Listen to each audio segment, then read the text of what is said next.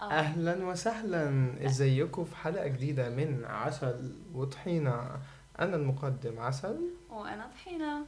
اهلا. Hello everyone and welcome to new episode of عسل وطحينة. I'm Tahina. and I am عسل. So yeah, welcome guys. It's been a minute. It took This us. is our how many times recording, like doing this We intro? tried 4 times. We 4 had times. some technical difficulties. We're hoping it's fine now.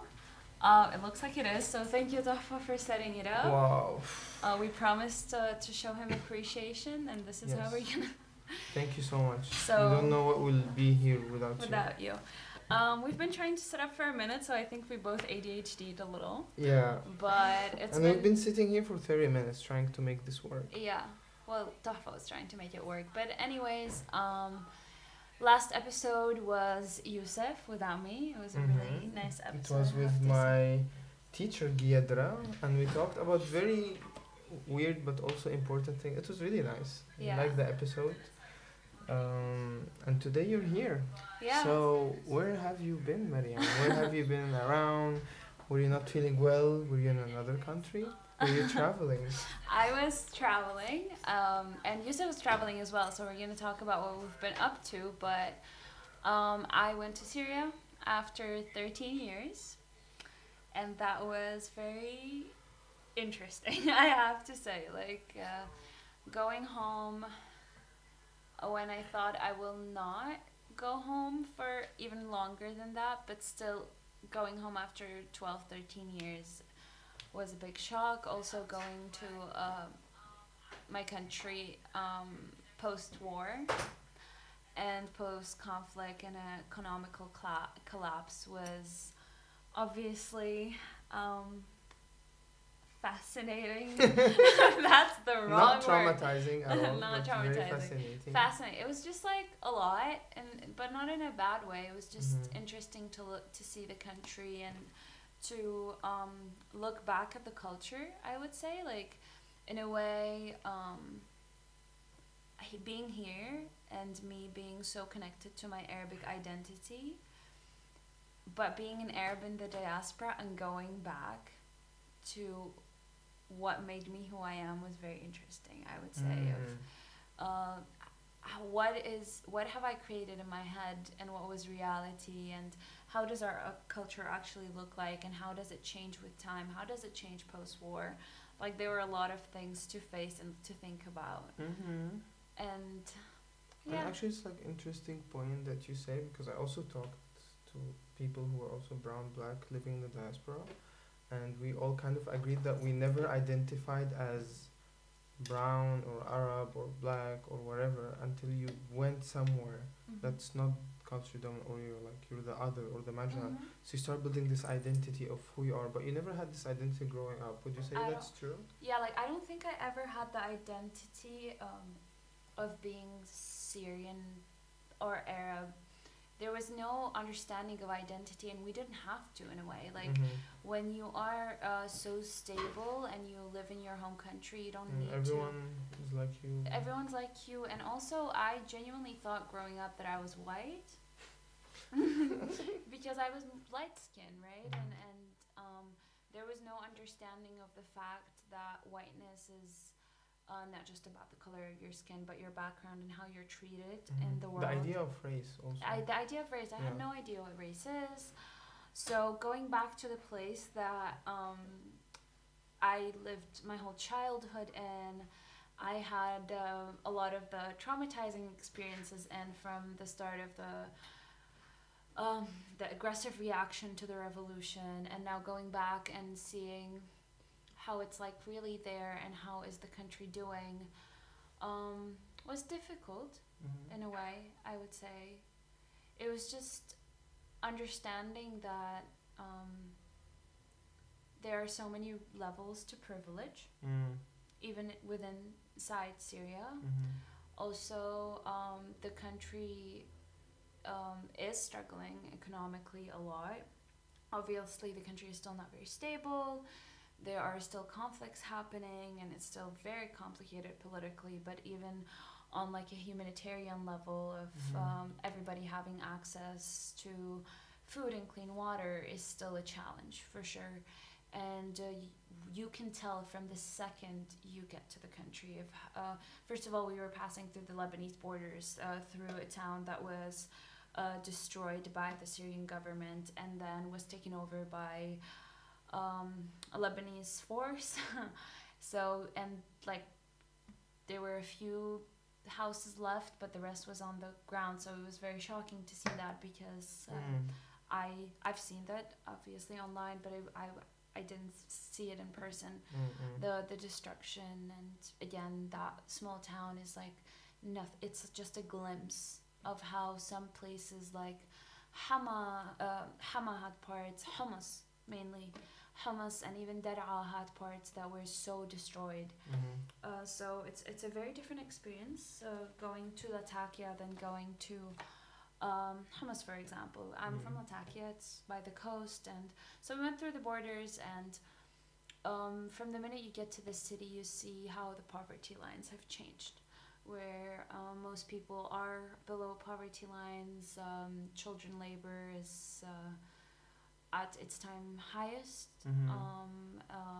Homelessness is at its time highest, and homelessness is not really part of our culture because your aunt's sister's daughter will take care of you if you have no place to be. But some people's lives were so devastated by the war that they lost so many members of their family, and they got their whole network of support. Their whole network, and a lot of people also. My city got about 1 million refugees, so a lot of people were not from our city originally, and for example, met children who were working, and they are refugees who were born in the city, in the refugee side of town where people are living in tents. So it was intense, but it was a really good moment to understand how much this our country needs support, time to heal. Everybody needs time to heal, and to like the support of Syrians in the diaspora, but even people in the diaspora, because the country cannot stand on its feet, and especially the spaces where humanitarian aid is missing,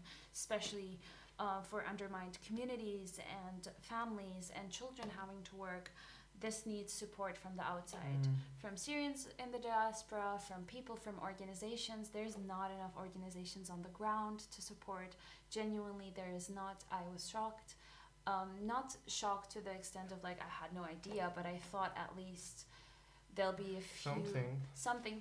There was a little bit of United Nations aid still left, and the Red Cross had 2 ambulances that I saw, but it's not nowhere near what is needed to be there for the situation itself and how it is.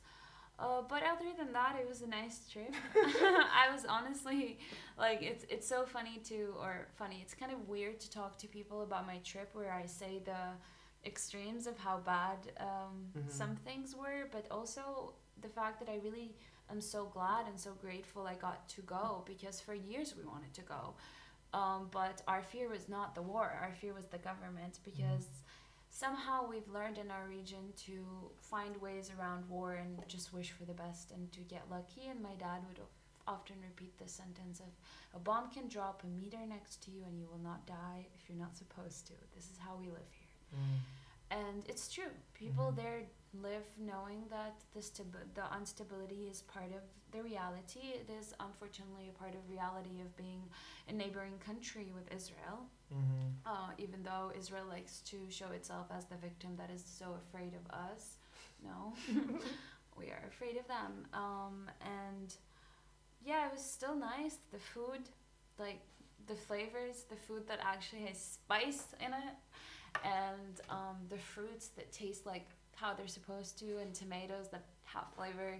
You know, a lot of things that we're missing here. And also my city is so beautiful, and the sea is so beautiful, and it's just going there from an outsider point of view,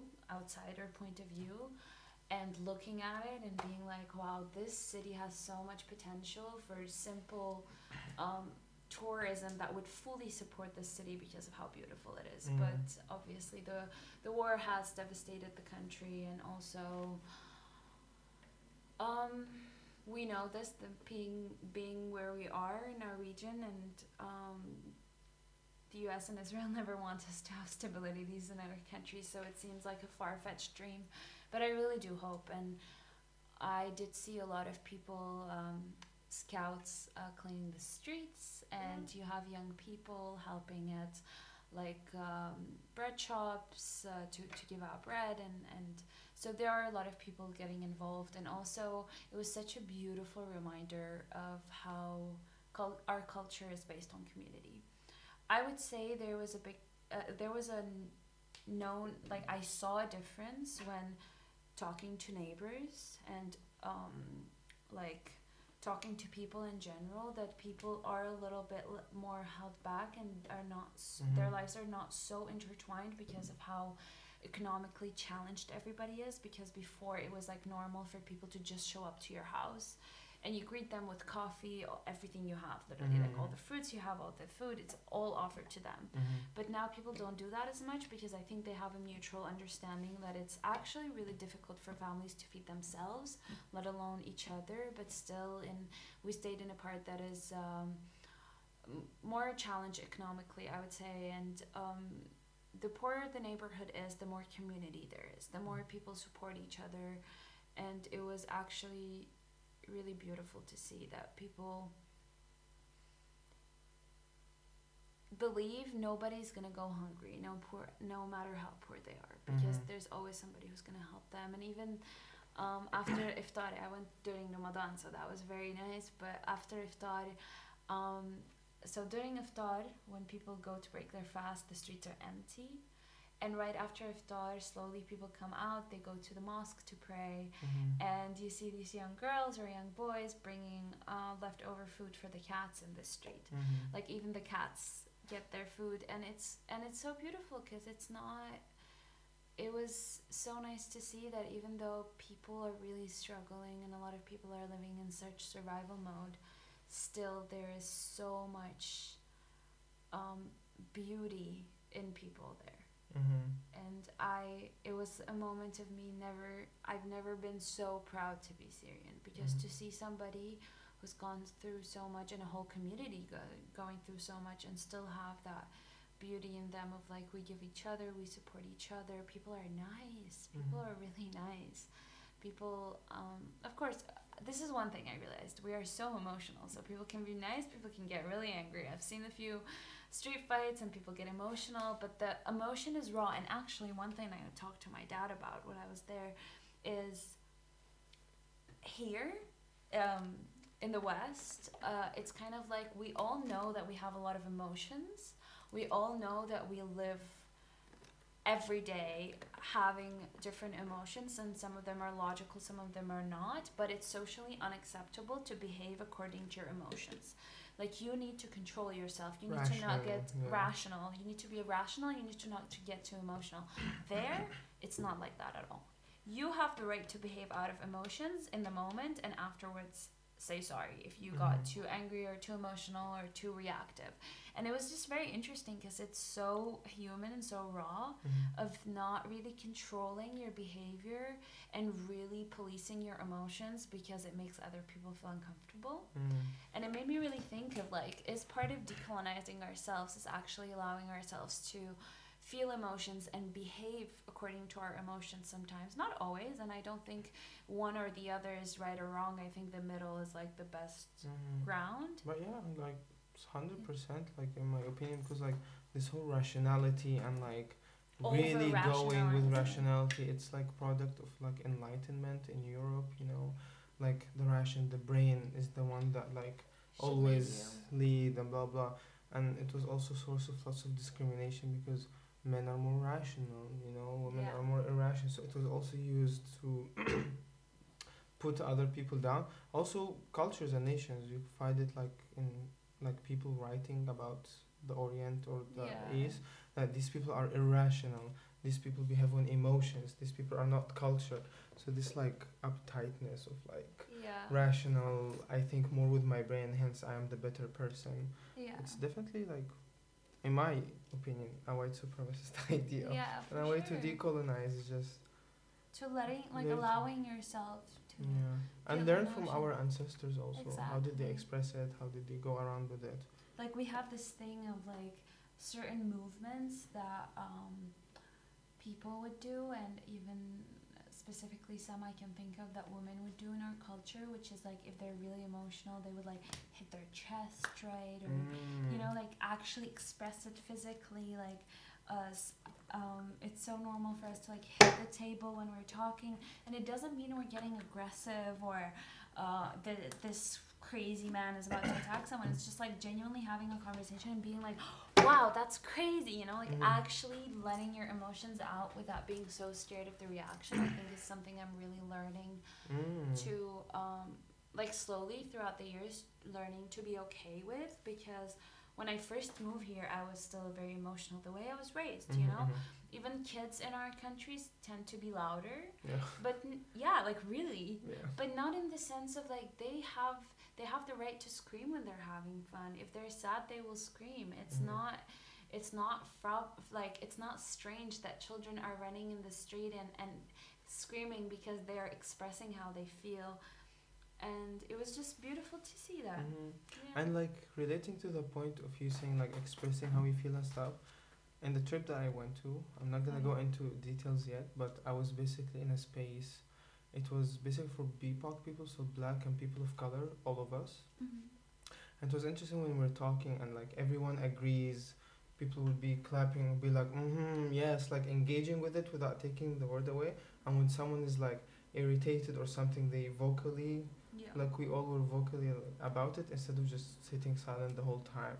And our facilitator, she's from South Africa, and she was saying that, she also has been learning how not to be this perfect listener who sits quiet, because how she learned from her grandparents and ancestors is that you communicate through that, through body language, through words. You don't just sit straight and It's still and stuff. it's If you disagree, you'll be like or like, you keep going. And it was yeah. really nice to have this understanding.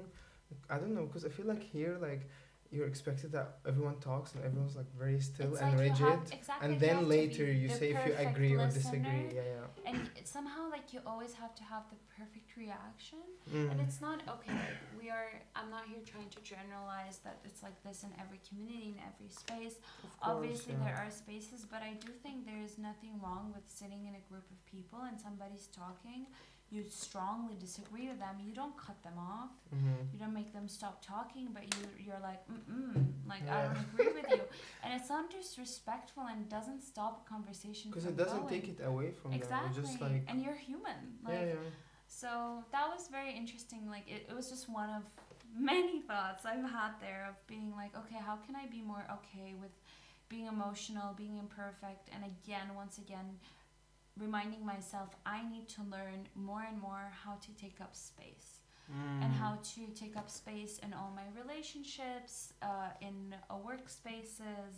Because I don't think I'm bad at it. I do think I take up space and I'm loud and I'm expressive, but I think that's a powerful thing to have. And especially as an Arabic woman, I do want to be loud as I can here, because many of us are conditioned to not be.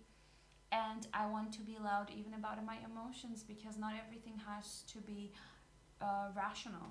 And as a woman, exactly, we were taught that being emotional is a weakness, and now I'm viewing it more and more that no, actually being emotional is such a powerful thing, because it also helps you understand like other people's emotions.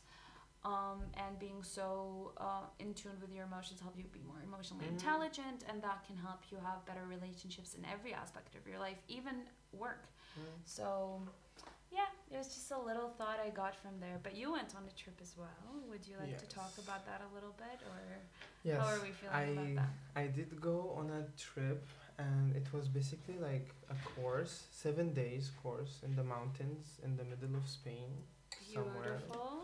And thank God it was fully funded, alhamdulillah.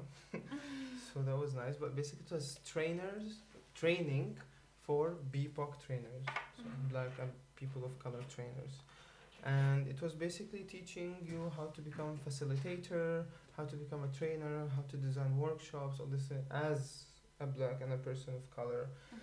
It was very intense emotionally trip, but it was really nice at the same time because it was emotionally intense and because of all these things. Uh, First of all, it was the whole day traveling. Traveled by plane there, and then took 4 hour bus to a town called Tremp, and then another taxi that would take us because there's no official way to go there, and the village had like official population of like 15, 16 people, and by us going there we doubled the population of the Wow, village that's amazing. for like 1 week. And yeah, it was really nicely done because like yes, the course was about how to become a trainer, or how is it, like what are the specific challenges for people of color and black people in Europe being trainer or facilitator or whatever. But they designed the course so that 50 to 60% of it was actually free time. It was sitting with your body. It was because the facilitators, they told us that they realized that lots of people who are marginalized or othered, they usually have lots of survival instincts, and you don't get the time to just sit down, dwindle, just think about life a little bit, And like actually be there. actually be there in the Yeah. moment. So like 50-60% of it was like meditation, embodiment work, volunteering with each other, deep sharing with each other, sharing our life stories, all these things. And it was really really nice space, and we learned lots of things. But yeah, I'll share like some highlights that I got from there. And there was one thing that you said about taking up space, and that's what I also learned, that I am also like, I learned this about myself, that I'm afraid to take up space, Mhm. you know. So I'll try to learn and do that more. And would you say like you're afraid to take up space in every aspect of your life, or you're trying to figure out which aspects and how I to? still don't know which aspects I'm more comfortable with or less comfortable, but I think it's okay. It's very human. But I Yeah. realized like being there and being like, we talked a lot. We had 7 days, so we talked about Yeah. lots of things. Even during lunch and dinner, I connected with many different people. It was super beautiful. There was so many like queer, trans, very open-minded black and people of color, and all of them were like organizers or trainers or all these kind of things. And it was super interesting to talk to all of them, and I made definitely like lifelong connections with them. And I learned a lot about myself. Maybe it was not Yuki. maybe it was not intentional from the, I think it was, but I learned Yeah. about myself because we had like every time we come in, there's an opening circle. How are we landing today? How are you feeling today? Mhm. Really checking in with your body. Break, meditation, embodiment work. Like each of us like would do like volunteer a skill and do it for everyone. So there was this queer Palestinian that was with us, and they knew acupuncture well, and they were practicing this very specific acupuncture inspired by the Black Panthers that they Mhm. did to help fight addiction for them. But it was like 7 points in each ear, Mhm. and they volunteered doing it, and it was super intense, but also super nice. Wow. We had also like very, very, very, very, very important conversations in between the two communities of people of color and black. Mhm. And for example, the hurt that was expressed by the black community and the anger toward people of color because of, for example, like anti-blackness rhetoric, or the history of slavery and all these things. And honestly, like I don't discuss these things with normal or like Czech or European people because Normal.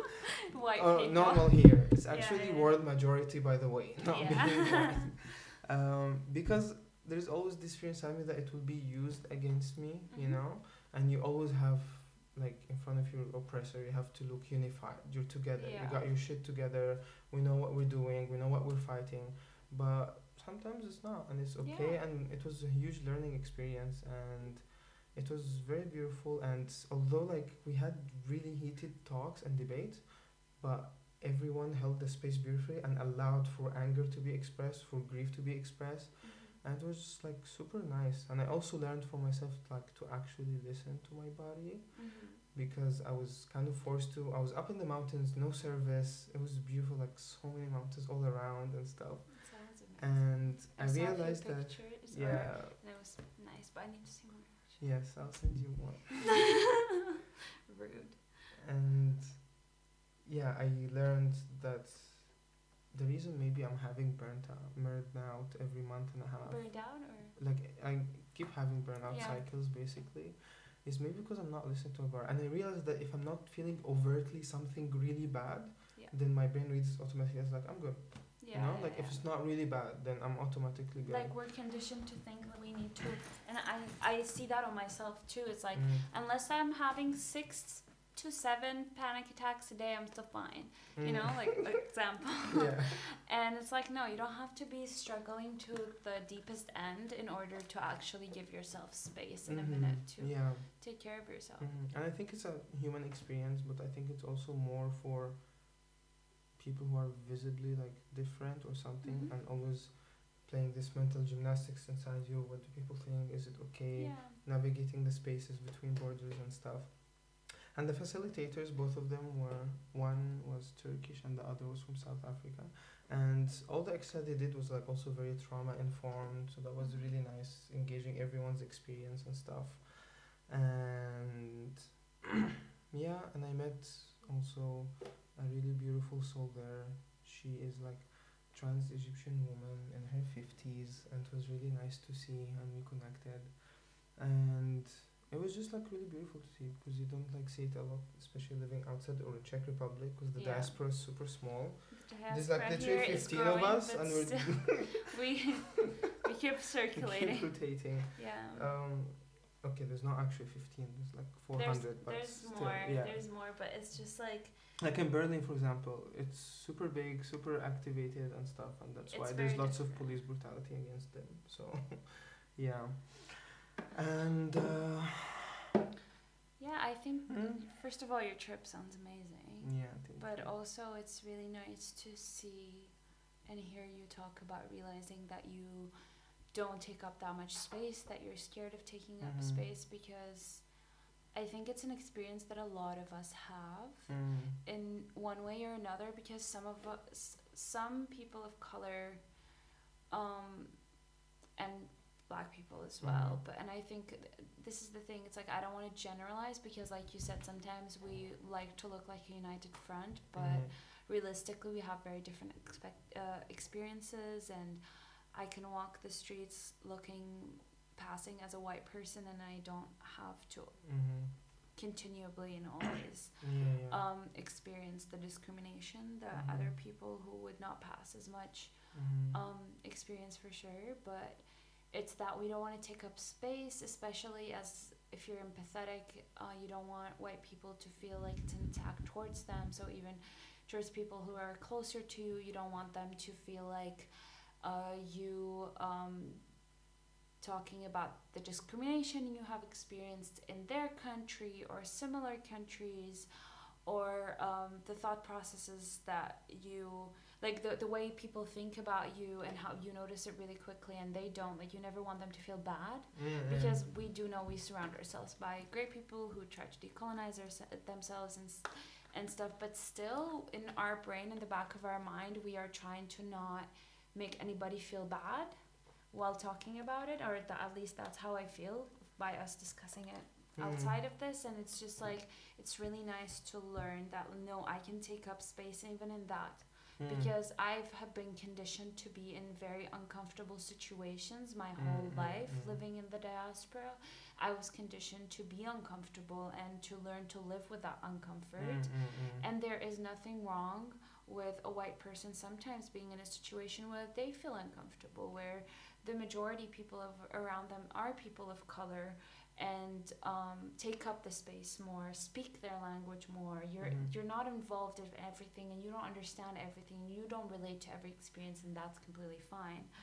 So, and even in relationships, like individual relationships, of being like, I don't have to be doing the worst in order to take up space. Because I don't know if you have this experience, but I feel like in general, my experience with non-immigrant people, especially, I would say white people, not non-immigrants, because I'm an immigrant in a way, is they're not so scared of taking up space, even about their emotions Mm-hmm. and about their experiences. Especially Obviously, cis men. yes. Like, Like cis men will be like, I'm not emotional while screaming at the top of their lungs because a football team has lost, and somehow that is so socially acceptable. But us as people who care about the Palestinian cause and the horrific things that are happening in Palestine, being angry about it and uh, being vocal about it is somehow viewed as too emotional or too extreme. How could you be walking the streets of Prague and protesting for a team, a football team, that lost, and we cannot protest a genocide? Like, this is. yeah. So yeah, so learning to take up space, I think it's such a Yeah. important And part allowing of the. yourself to be angry. Like, I am there so fucking angry. I experienced lots of people expressing their anger in completely healthy way, but actually being angry, and also like realizing, like, for example, I had lots of experiences where I thought like I was kind of like crazy for feeling that way, but then realizing like almost everyone in that room also felt the same thing as me. I was like, okay, so maybe I'm not crazy. It's actually Exactly. okay to feel triggered about these certain situations or these Yeah. certain things. And for example, like there were people complaining and angry about how they're always perceived as angry because they're not going to be listened to unless they take up space and literally have to raise their voice. Yeah. Because for example, it was in that case a black woman, she's like, she always feel invisible, and always people label her as angry, but literally like no one would listen or pay attention. If Unless she was. yeah, Yeah. so it's just like lots of frustration, people like taking out all the, like, I don't know, the microaggressions they face, and they got really mad about it, or the state of the world. And it was nice, and there were people from all around the world, people from Palestine, people from Egypt, people from South Africa, people from Kenya, Tanzania, but all of them, of course, based somewhere across Yeah, Europe, yeah, or they just came straight from their country, which yeah. also happened. So it was like both experiences from the diaspora Yeah, or and there from. was actually like this like split from Mhm. people in the diaspora and people who There is a big still split. living where Yeah. they are. For example, some people still living in Tanzania or Zimbabwe, and they like, for example, like the identity politics stuff, they didn't understand it that much because it doesn't make sense. Or even the concept of race for them, Yeah. like they're just like, oh, skin color, white, black, but then they didn't know all these like different things and white passing and the privilege that you get with like looking a little bit lighter skinned and all these kind of Yeah. things, which is kind of crazy because you Yeah. didn't have to go against it directly. But yeah, it was super nice. It's healing, and yeah. And you were talking about like you guys could sit, like you were sitting in a room and you were feeling a certain type of way, angry, Mhm. let's say, and then you realized everybody around you in that room Mhm. who were people of color Mhm. would feel the same way about the situation, and it's you didn't feel crazy anymore, and it just Mm. really reminded me of when I used to be in spaces where I was the only person of color and everybody around me was white. Mm. I would always feel crazy, and I would even be conditioned to feel crazy for the emotions of these microaggressions, right? Mhm. Because it's not that deep, it's just a joke. And of course it is in a way not that deep. If you say one joke, it's not gonna ruin the world. You are not the Yeah. worst human being for making an appropriate joke.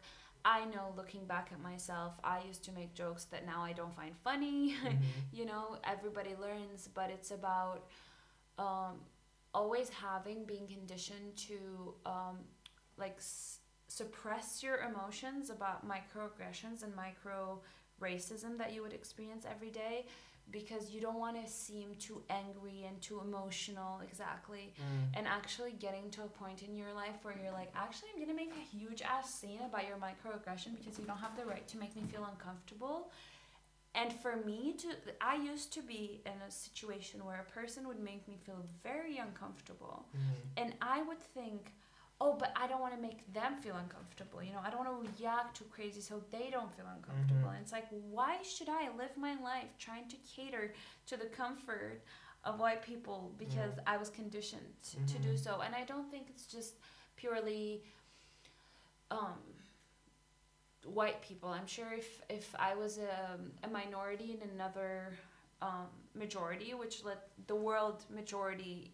The majority of the world's people of color. So maybe if I was in another country and I was the only Arab, it would also be like that. So I'm just trying. I'm going through this phase of like really understanding and being angry, but also not generalizing. Yeah. Not because Because it's hard because like ever growing up, all the narratives that we're being fed is like generalizing. You know, Yeah. these people are this, these people are Exactly. this. And it's really easy to get angry enough to a point where you just want to give up on that whole community and just be like, I'm out of here. Yeah. But also, you know, we know a lot of great people around us, and it's just about education, honestly, at this point. And like when we say white people, or at least me, Yeah. I'm not talking about the skin color because I don't believe in the white race because there's no race that's white literally. But I like people who have lighter skin color. They have the privilege, but don't acknowledge the privilege. Exactly. And because of that, you act these kind of ways. So maybe living in a white supremacist scenario. So this is what we mean. This is exactly like what we mean. Is you said it so well. Like a white person's definition is not as skin colors. Specifically, somebody of lighter skin, like you said, lighter skin. They're privilege. Accepted socially as a white person. Exactly. Because it changes all the time. It changes. Italians were not white. Exactly. Now they're white. Arabs were at one point considered white in America. Yeah, like Lebanese were considered white. The 9/11, so they're not. Yeah, now we're out of the white. So it's always like, you know, like bidding who's white, who's not white, and stuff. I remember in middle school, actually, my geographic teacher was kind of racist. There were a few experiences with him. Racist. Like, I'm not just saying kind of racist. He really was racist. But he was fighting with me in the geographic class that he was teaching us race according to the map. He had a map of race, like nice. Like this is the white countries, these are the black countries, these are the yellow countries, what literally. The fuck? And he was like, Syria is actually considered white. And I was like, yeah, but we're in Asia and also we're not all white. And he's like, yeah, you're white. And I was like, well, what if we're brown? And he's like, well, that's not a category on the race map. And I was like, maybe it should be there. Like, and there's no race map. And he made a race map, please. Like, but anyways, God bless his heart. Maybe not. Maybe not. Oh God, that dude was actually a fucking piece of work. But I'm sorry about that. Well, it's okay. Yeah. It's not the worst thing that has happened. Let's be honest. Yeah. But yeah, and also we were talking. Youssef has this cute little book. Oh, it was my note taking. It looks like this. I did not make it so beautiful because I just wanted something beautiful. Practical, and it's with all my notes here. From the notes from the trip, and we saw each other after their trip, and we discussed a few things, and you wanted to share some, so if you want to. Yes, of course. So hit us, Mr. Teacher. Yeah, but before there was something I wanted to say that when you're talking. I just also realized I also like heard of stories there of, for example, like black organizers who just choose and they have the right to choose not working or organizing with white people. Just no matter who they are, just because like they're done with it and they have the privilege to do so. Yeah. And they view it as it's not their job to educate them and they don't want to be exposed to this kind of experience. But they allow other comrades to like maybe organize with them, so like, but they don't want to do it personally. They don't want to do it anyone like personally. They don't want to organize with white people. And but everyone understood, and it's completely justified. There's no need to justify it because you understand. Like, if you are, for example, okay, let's try to bring it closer for some people. For example, if you are a woman living in a patriarchal society. And you always get these microaggressions on a daily basis in the fabric of society and stuff. You just, I don't want to see anyone. I just want all my friends to be women. It's totally okay. And that's totally fine. Like, honestly, and I feel like people who would get extremely offended by this are people who still experience some kind of internalized, I would say, either white supremacy or white guilt. Or men who or like men who get angry by women only spaces or non-binary bathrooms or something. It's like, bro, Yeah. it does not How does it affect feel you. not being included for Included, one? like how could you not be included in something? And also Plus, it's like, not like. and it does not, these spaces, like non-white spaces, let's say, existing, it does not take away from your comfort. It's actually helping heal something that you are a cause of.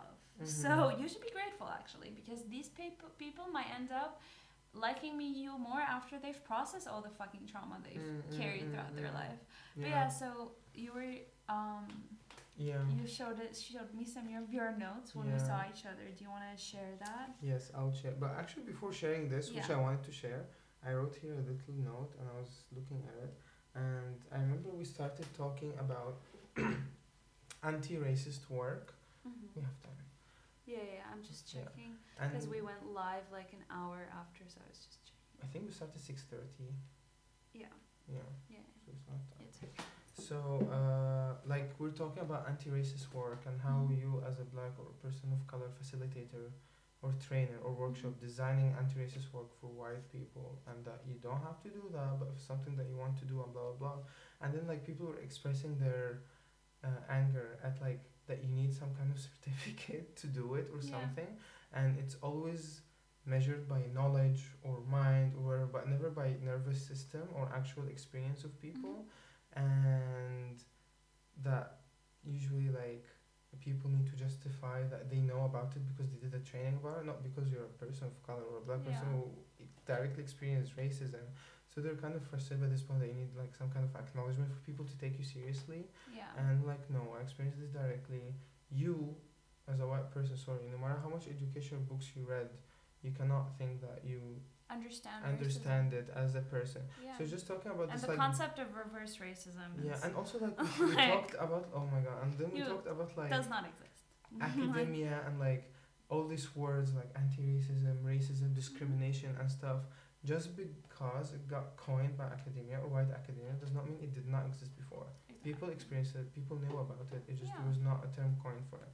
So there was this like frustration about this, I don't know, like, oh, like knowledge, books, academia, terms, and rather focusing on experience and nervous system and all these kind of things. And then we talked a little bit about the effect of trauma on the nervous system of you and how it actually changes your DNA and can passes on to your children too. It passes on. And There was very actually like a interesting, yeah. study that came out not long ago of they tested out children of grandchildren of people who experienced the massacres in Hama in Syria in the 80s really, by the Syrian government, by the father of Bashar al-Assad, and they he did had this study? yeah, no. Oh, He didn't okay, do the yeah, study. okay. He did the massacre. He did not do the study. So there was a massacre in the 80s by the father of Bashar al-Assad. It was Hafez al-Assad, the previous Syrian president in the 80s in Hama. And they did a study on the grandkids of people who were there during the massacre, and they saw a change of DNA and like higher climb towards depression and anxiety and PTSD symptoms. So it is proven that this changes your DNA, and not just extreme things like massacres, but also even like lifelong discrimination. Yeah. So And yeah, it's very interesting. And like it's so interesting because our facilitator from South Africa said that people now believe it because of the study, but it was an indigenous learning. Exactly. They knew that. They knew like Yeah. whatever your mother has deeply hurt or your grandfather, that you carry your ancestors with you. You know, like it was not in this scientific way, but it was like, for example, in her own tribal language, it was like, my ancestors see your ancestors. That's the way of greeting, for example. Yeah. So they always carry like this my ancestry. shadows see your shadows. Yeah, like you always like have this. You carry your ancestors with you. You carry your history with you. You're not just an individual, a certain block that's not that related is to completely this very disconnected. like Western thinking and stuff. Thank you, stream manager. So yeah, yeah, and it's like really this is also a way of decolonizing the mind. And also there she was teaching us like how to do time management in a decolonial way, how not to be strict but try to have a fluid one, how to listen to your body and all Wow, these that's kind of actually things. sounds perfect. Yeah, and she was also like trying to give us teachings from her ancestry and indigenous learning and all these kind of things. That's so It was really beautiful. beautiful and it was really healing. So there was this Can I tool. just say before we get to Yeah. this, it's so beautiful to see you going somewhere to a people of color only space for a week and getting angry about everything, and understanding your feelings and understanding that you haven't been taking up space, understanding that you're in survival mode and still being your friend and knowing this. We talked today about a completely different topic, about a white person that we think needs to get educated about some things that they do wrong they do towards lots of harm. lots of harm towards a minority, and you are still like, you came at it with such grace of, I know it's not my responsibility to educate this white person, but I'm gonna give a last try. I will gently explain to them what is wrong and why are they what is wrong in their behavior. And I think that is so beautiful, and this is what comes out of us creating more and more spaces for minorities to process the trauma that they have. Of like, we don't come out, because I think a lot of people are so afraid with immigrants like getting together and like somehow like destroying the country they're in, and it's like, actually no, us getting together is helping you from us not punching you in the face someday. So you should be grateful. So yeah, so that was just something I hope you realize, like how beautiful that is. Honestly, because I also realized that I'm very privileged, because some people don't have the capacity to do that, or just they experience way worse oppression than mine, and their nervous system just cannot handle doing that to a person, which is fair. You don't have to. You don't have to educate plus people. like this also binary of like oppressed and privileged person. No, we all have privileges, we all have some kind of systemic oppression that we face, and we try to find which parts we're privileged in, how can we give that up to help others, and you know, this kind of way.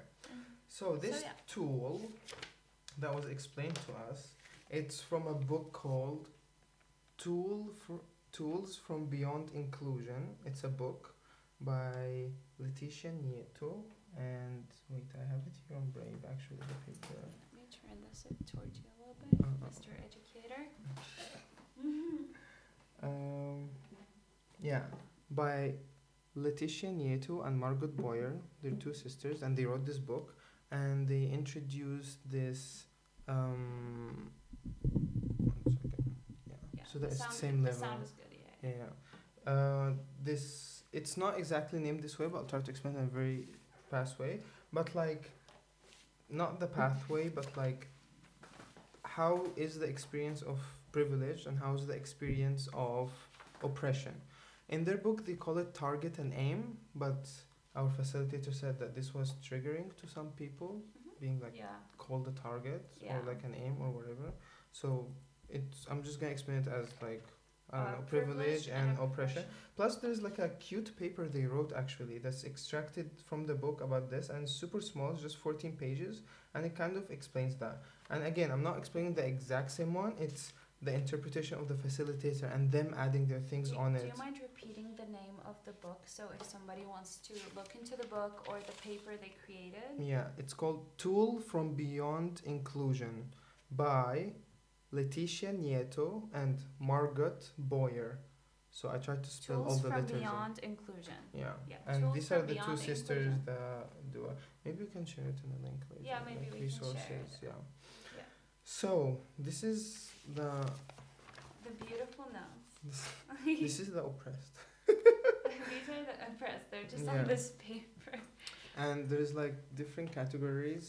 Like imagine that you go through. like different like columns, like it looks linear, but it's not linear. You can always go in between these different modes. Yeah. So let's start with the first and most primal one. It's called the survival one, and it's basically what I learned. It's like normalizing negative behaviors. So accepting some kind of stereotype on your own community or your own kind of whatever that is, whether it's a sexual identity or like race, all the thing, and being part of a stereotype culture, and you accept it upon yourself and you believe in it. You let people, like, I used to be this, like, some people would joke, like, and white, like, a whole white group would joke about something about my culture, and I would just laugh You'll be along. like, haha, yeah, that's so true. Yeah, I am a terrorist. Imagine they take this one clip out and they Yeah. use it. You're a threat to national security. I am a threat to American national security. And it involved like pleasing those in power or pleasing the ones that are oppressing you, but you still don't know that. So it's this basically like survival. Yeah. And then there comes this mode that's called confusion. And it's beginning to see that not all of it is true, or like there are some contradictions, sharp contradictions, but not having the language to express it or the knowledge to know what is it. But first seeing this contradiction, you're like, like, oh wait, like I don't think all of a sudden, like, doesn't make sense even statistically, or like, and you start reading into it and you're like, oh, then why is like this confusion of like realizing, like like, these contradictions between. Why do the jokes feel like a punch down rather than a punch forward? Yeah, like we're joking and is it about? actually true, and like blah blah blah, and looking and like reflecting on you and yourself and all the other people. And then comes the called the empowerment. And the empowerment, I'm reading from my notes, it requires a lot of work, and you need the talk to be validated. So now you realize like, oh wait, I've been lied to all my life. That's not true. There's nothing that's called race. It's a construct. It's what the fuck, like, we're not all of this. How did I accept this on myself, blah blah blah. And now learning the language of coining these terms and these things, and it does require lots of work, and usually in this stage you're very reactive, very like emotional. Not that it's bad, but because of you realizing. And it also like, I don't know, we were debating. It's kind of like you're building, all of a sudden you realize something and you're building boundaries really quickly. I feel like, and that would maybe feel reactive and emotional, but in a way it's like me realizing, actually I'm not comfortable with you calling me that or treating me that way. And then everything is perceived as like reactive, but it's like, no, I'm setting boundaries. Yeah. Yeah. Or like being in this like state and realizing like, how the fuck has I been doing this for a long time. And also it says like require access to non-mixed spaces. So like slowly being validated by hearing other people feeling the same way, and you're like, okay, wait, so I'm not crazy and stuff. So like at a moment when I was there at the training, I had this moment of empowerment, of realizing even more. So I already went through it, but I didn't go through it fully. So I just went back. I'm like, oh wait, there's these little things that I didn't know that was not okay, or blah blah blah, whatever. And then there comes the strategy part, and it's like, it's less reactive, and it's more of how to go forward, how to like look back. And we were debating, where does grief come? Is it a strategy or empowerment? And then we decided that it's all over. Grief, it's kind of there, and it never stops of like grieving, like, wow, this has been happening, all these kind of things, and accepting it, and like learning skills and tools for like maximum effectiveness, how to fight it back effectively, strategy, less reactive, blah blah blah. And then there's like the last stage, or the last mode, which is like recentering. And it's like this state of continuous healing, of always opening up wounds and healing and realizing the discrepancies and stuff. And it usually has this like connection back to the roots, or like who you are, trying to learn your history, your ancestry, all of these things, or like going back to who you originally are and stuff. So although I said it in a linear way, it's always interchangeable. You can be in like a recentering, continuous healing and stuff, and then go to a different country and be feeling in danger, so you go back to survival mode. But you know that all this is possible, but just right now you're stuck in it, for example.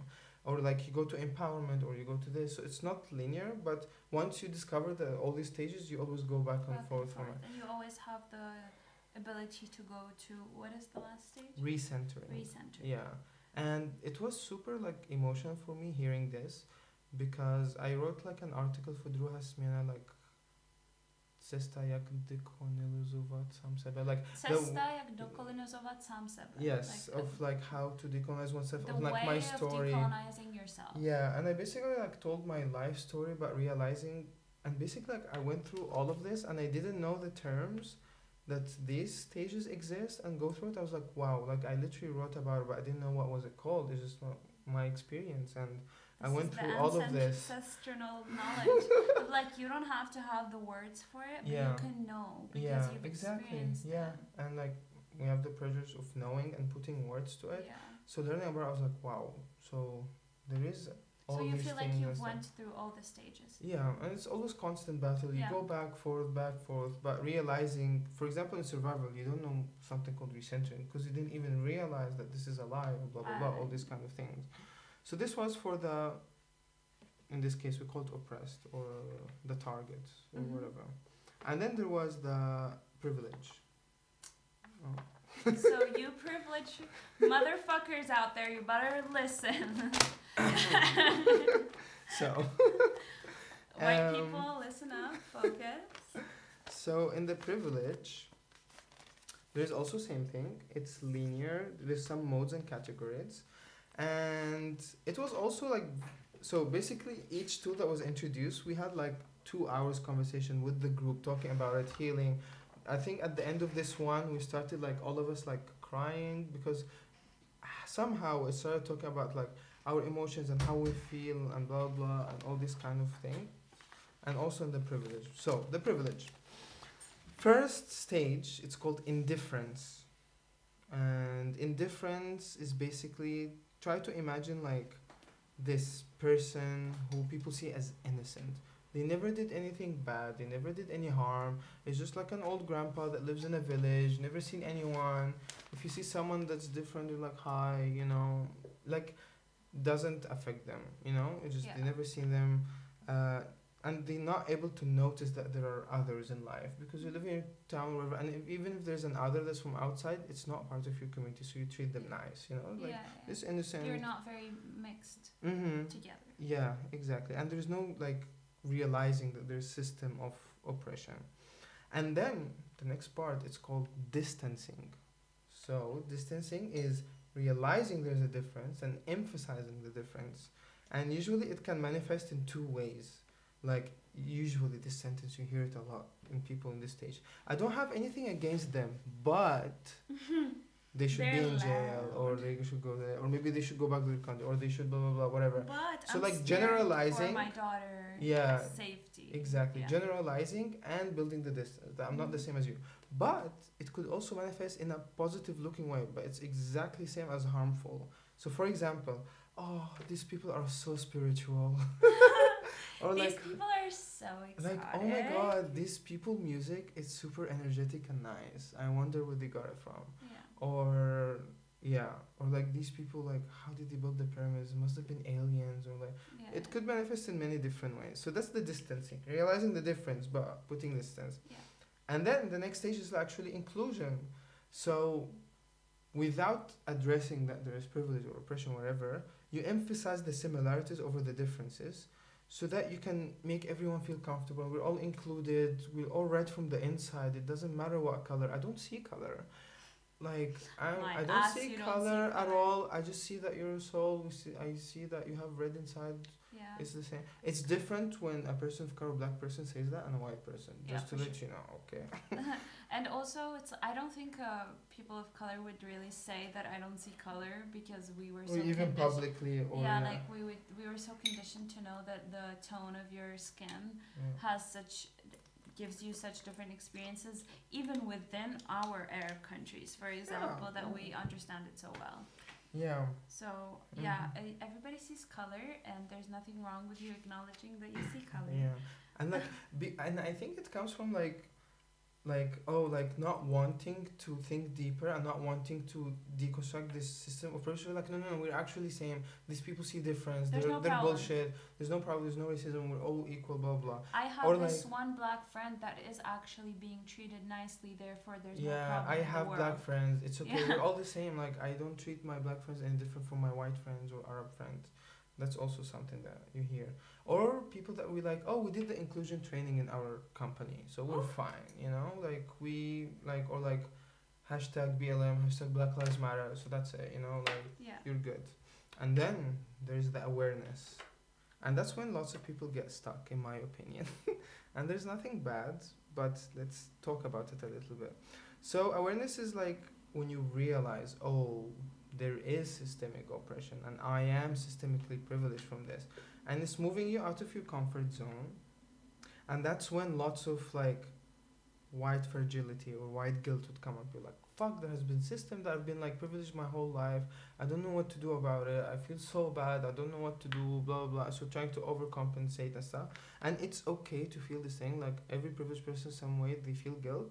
But just don't let it take up the space of the people you're supposed to help. You can process, you can be in a situation where you feel guilty and still give the person of color the space to talk about their experience and go process your emotions outside, because there were times where these people of color had to process their own emotions in a room full of white people on their own afterwards. Exactly. So just do the same. If we can do it, you can do it. If we can do it for years, you can do it. Yeah, for once. and that's also in the stage where lots of paralyzing happens and like confusion also, and not knowing what to do about it and just feeling like, you know, I want to do something about it, or maybe even do something about it, but do it to soothe your own white guilt and not to help the person you're actually helping. So that's different. Yes, you can do some good things, but it's to soothe this feeling of guilt inside of you and It's stuff. like if you just found out that people in Palestine are oppressed and you think you're going to be their savior. Yeah. You're not going to.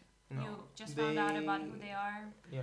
and they've been oppressed for years, and they've been fighting it for years, and they know the best of what they need. Yeah, and they know how to fight it best because they've Yeah. been living it directly, so they don't need Exactly. your opinion and telling you how to Yeah. fight it. And that's also when also lots of white fragility comes, because you're like, oh, but I am aware of these things. Why are you criticizing me more? I'm way better than these other people, or like this other white people who don't even realize it. And this fragility comes because you're trying as much to soothe your white guilt, and then it breaks.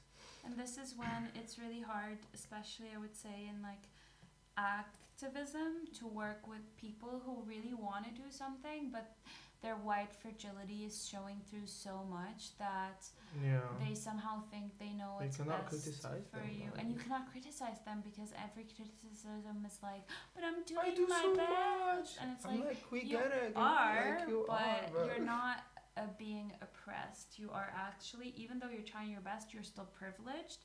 Like it or not, it doesn't mean your life is easy, but it does also not mean that you don't still have all the privileges you were born with and will continue to have your whole life, unless the system completely breaks and somehow white supremacy falls, which will take a long time. Exactly. And that's where like I feel like most people, not most, but like usually would in the say like most, liberal, honestly, in the circle of like liberal activism, because that's when you get activated. That's Yeah, when you're yeah. like, okay, I want to do something about it. I Leftist. realize this system, blah blah blah. Yeah. And then there's next step, and it's called allyship, and it's Ally. so we'll give you tips how to move from awareness to allyship. If you think you're at awareness, that's okay, because there That's are ways fine. to get to allyship. Yeah, we will be the people of color that will hold your hand gently when you say this. And walk you through the dark hallway to the Yeah, door and also, of light. just to let everyone know, I'm using examples of race in both models, but it just doesn't only apply to race. It also Yeah. applies to gender inequality, like being privileged because you're cis, and there are Yeah. other people who are trans, or being privileged because of your higher social class, and there are Yeah. people from economically disadvantaged. Like or this can exist even in brown communities where you have oh, undermined communities and very privileged communities Yeah, yeah, within yeah. the same country. mm-hmm. So privilege is not just white in color, Yeah. but where we are in the diaspora and generally in the world, Mm-hmm.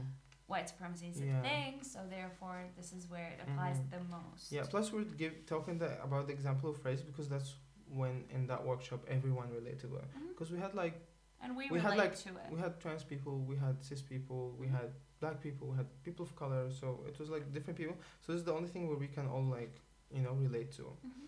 So allyship, number one, being comfortable with being uncomfortable. It's okay feeling uncomfortable. It's fine. It's not the end of the world. It's okay having guilt. Just don't let it take up the space of the people you're trying to help. And just being comfortable with being uncomfortable is a big thing. Like for me, I was like, yes. Yes. That's one of the big things. It's okay. It's fine.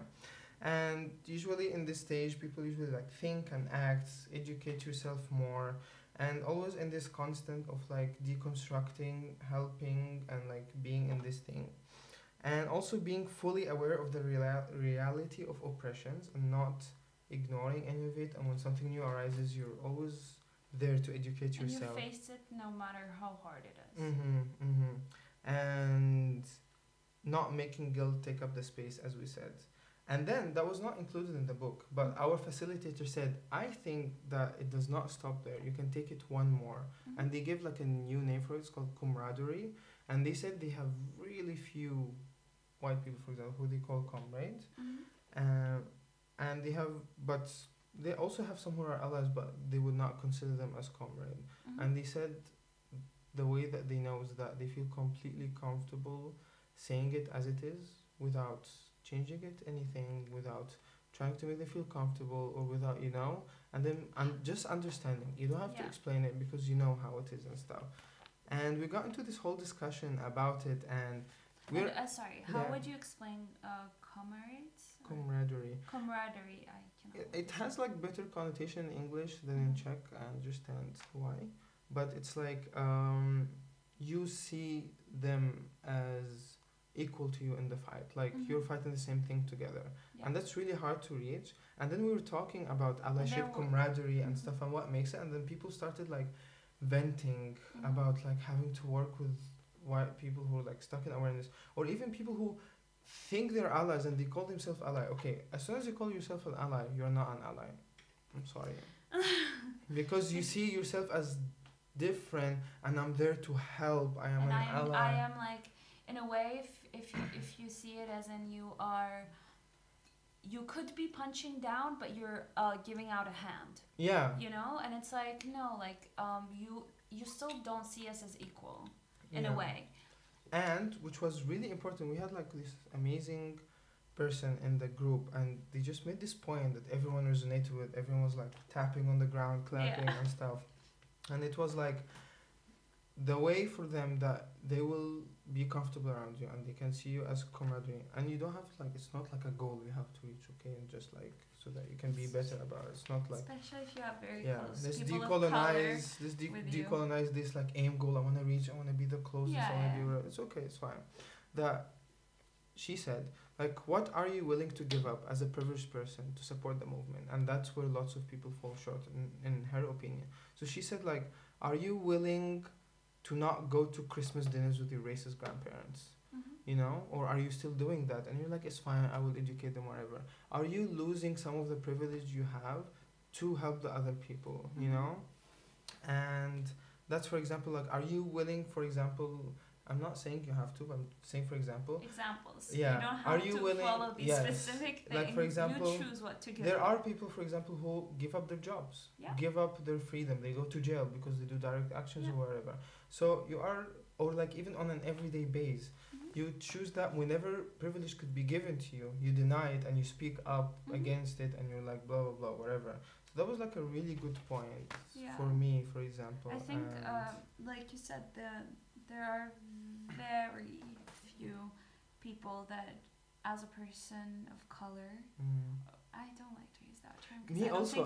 By the way, I hate that term. Yeah. And everyone in the room hate that term. I just don't have a better. Yeah. As an Arabic person. Arab person. As an Arab person. Oh yeah, Arabic is the language. This is a big problem I have that Youssef hates. I call myself Arabic. Apparently, it's just the language. Yeah. I don't give a shit.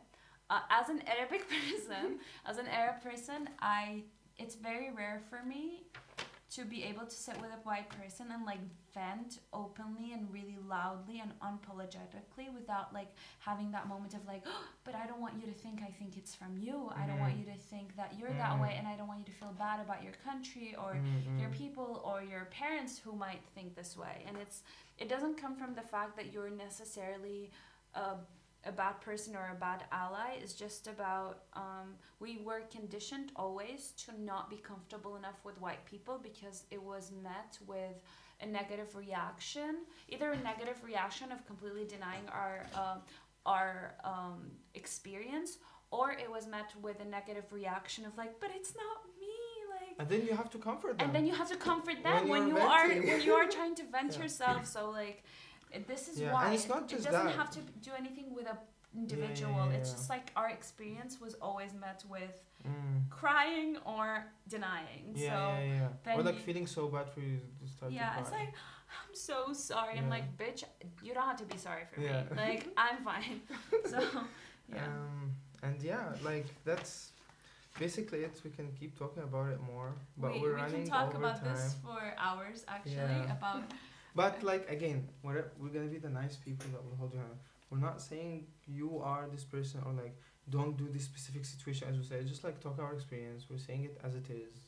Don't take it personally. Or and maybe we're do like if you're in the awareness. Come on, you can become ally. I We don't need you by the way, but we it's don't. for your own good. And honestly, like it's like you're saying, like we're holding your hand. Sometimes it's okay for you for somebody to not. It's Hold your hand, you yeah. don't have the right to ask a brown person or a person of color, whatever Any term you oppressed, want to use, marginalized other people. any other people to hold your hand through the hallway because nobody held like example for me, nobody held my hand and walked me through how is it going to feel like to experience racism on a daily basis. Therefore, there's nothing, if you were triggered by anything we said, instead of being angry or instead of being like, oh, these are extremists, whatever, take a minute and be like, okay, maybe what I'm triggered by is some kind of reality. Maybe I am privileged in a certain area that I don't understand. And then it's your choice if you want to acknowledge that privilege or continue being blind to it.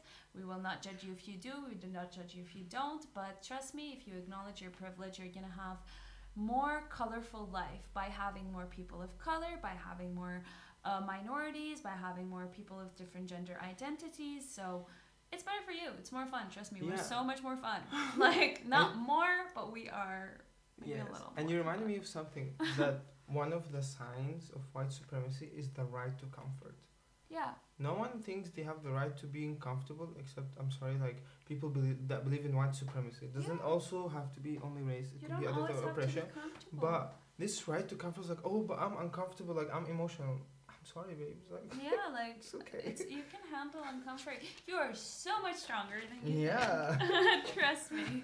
So that's I guess it. Thank you That's so much it. for sharing. But there was this. one last thing that I forgot to say that's really important for our fellow brown, black, and any oppressed people. That's in the survival mode, there are some behaviors or actions that we get from the from the oppressor, and we internalize it as part of our culture.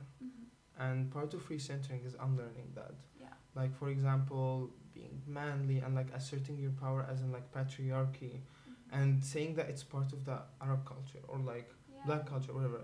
It's part of survival and confusion because taking values that is taught to you, for example, the hierarchical thinking that people better, whatever. This is a colonizer, white supremacist thing, and then because you had to live with it for so long, so you just accept it and think that it's part of the culture.